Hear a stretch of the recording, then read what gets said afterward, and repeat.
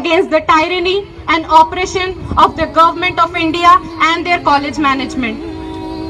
We are here to clear the misconception which has been spreading on social media regarding this issue, that it is the constitutional and fundamental right to practice one's religion in India.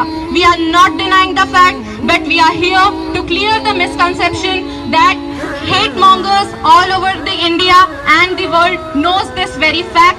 They are attacking our deen, they are attacking our faith, they are trying to prevent us to follow the command of Allah and Rasul.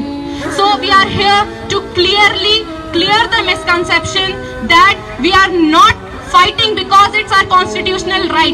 We are fighting for this hijab, for our integrity, honor, because it is the command of Allah and Rasul.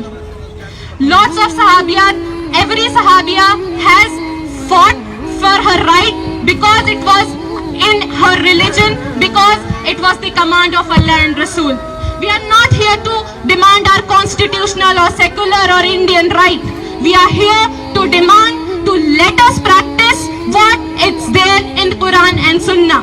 Don't dictate us, don't try to tell us what is there in the constitution or in some article of Indian constitution. No, we are here to follow what Allah Ta'ala has said, and the Hindutva mob and the Hindutva organization is also attacking not on our constitutional right, they are attacking on our iman. They are attacking because we are Muslim women, not because we are women, but because we are Muslim women. They are trying to deprive us of education, they are trying to prevent us to excel in our careers. Why?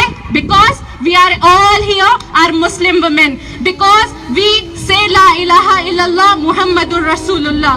This is the fight of haq and batil. This is the fight between kufr and haq. So we are on haq, they are on kufr, they are the batil ones.